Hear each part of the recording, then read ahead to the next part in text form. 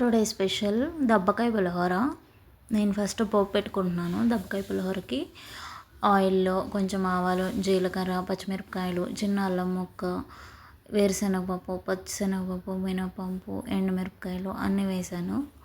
కరివేపాకు వేసి కొంచెం పసుపు, కొంచెం ఉప్పు వేసాను.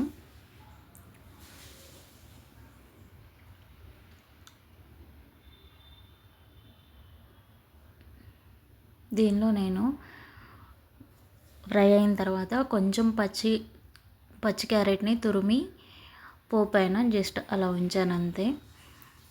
ఉడికిన అన్నంలోకి వేయించిన పోపు వేసుకొని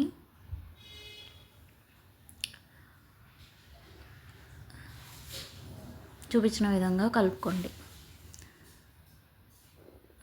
మీన్ వైల్ దబ్బకాయ జ్యూస్ తీసుకొని పెట్టుకోండి.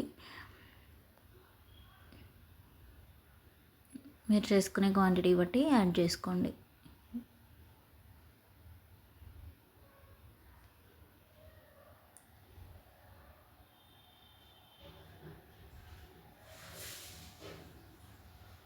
జ్యూస్, పోపు, క్యారెట్ అంతా మంచిగా కలిసేలాగా కలుపుకోండి.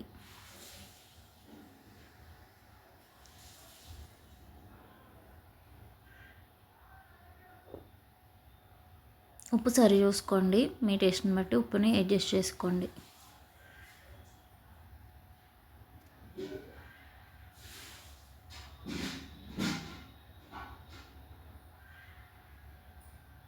అంతే, టేస్టీ అండ్ యమ్మీ దబ్బకాయ పులిహోర రెడీ.